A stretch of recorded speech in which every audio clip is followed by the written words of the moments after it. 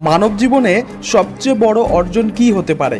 প্রভূত অর্থ সম্পত্তির মালিক হওয়া, বিশ্বব্যাপী খ্যাতি ছড়িয়ে পড়া, কঠিনতম স্বপ্নগুলোকে পূরণ করতে পারা, এগুলোর কোনোটির গুরুত্বই কম নয়। কিন্তু আমরা যেহেতু মানুষ, তাই আমাদের জীবনের সবচেয়ে বড় অর্জনটি হলো একজন ভালো মানুষ হয়ে ওঠা। অযথা ধর্মের দোহাই দিয়ে ও ধর্ম অবমাননার নাম করে কাফেরদের ধন সম্পদ লুট করে বা তাদের মেরে আপনি ভাবছেন আপনি 72 হুর বা জান্নাত পাবেন? এটা নিয়ে কি আল্লাহ বলেছে? এমন একজন মানুষ হিসেবে নিজেকে গড়ে তোলো যার নিজের ব্যাপারে মনে কোনো খেদ থাকবে না, আবার অন্যরাও নির্দ্বিধায় বলে দেবে হ্যাঁ তুমি একজন ভালো মানুষ। নমস্কার মিত্র, সকলে কেমন আছেন? আশা করি ভালোই রয়েছেন। এটি সনাতনী সংস্কৃতি পরিবারের সেকেন্ড চ্যানেল। চ্যানেলটি অবশ্যই সাবস্ক্রাইব করে নিন। এই চ্যানেলও প্রতিদিন একটি করে ভিডিও আসবে। আর হ্যাঁ, ভিডিওটি শেষ পর্যন্ত দেখুন এক মুসলিম যুবক মুসলমানদেরই সম্পর্কে কি বলছে। आज के चरणों में आने से हुई है और इसके अलावा किसी भी मुसलमान पंथ या किसी भी मुसलमान प्रवक्ता के पास ऐसा कोई भी मार्ग नहीं है।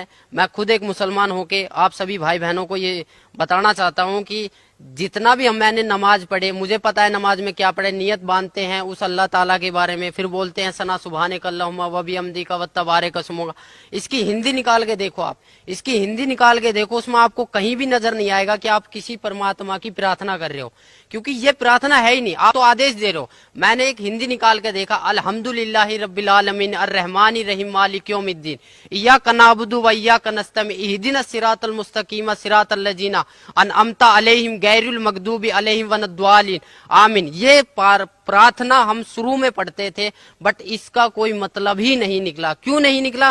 क्योंकि इसमें कोई प्रार्थना की चीज है ही नहीं। हम तो आदेश दे रहे हैं कि ए पैगंबर तू वहां जा, तू फलानी जगह कर, तू ये काम कर, तू ये काम कर, ये तो हम एडवाइस कर रहे हैं। पर हम प्रार्थना, हमें एक प्रार्थना करनी है, हमें नमाज का मतलब समझना है। नमाज चीज क्या है? नमाज का मतलब जो है परमात्मा बताते हैं कि नमाज का मतलब होता है कि अरदास लगाना, अपनी प्रार्थना लगाना, नित्य नियम करना। हमें 5 टाइम की नमाज दी है, फजर, जोहर, असर, मगरिब, ये 5 टाइम की जो नमाज दी है, पर आज लग हमने नमाज कौन सी सच्चे दिल से पढ़ी? कहीं भी हमें इस फजर की नमाज में जकात अलग हो जाती है, सुन्नत अलग हो जाती है, रकात अलग हो जाती है, कुछ भी अलग हो जाता है, पर परमात्मा तो एक है।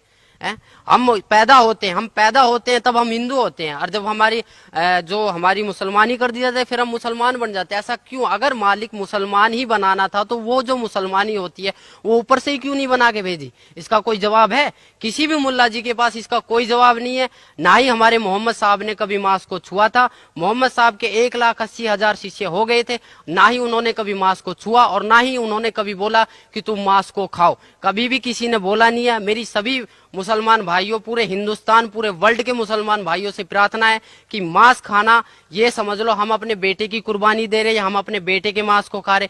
एक मांस दूसरे मांस को खा रहा है, इससे बड़ा राक्षस और होगा कौन?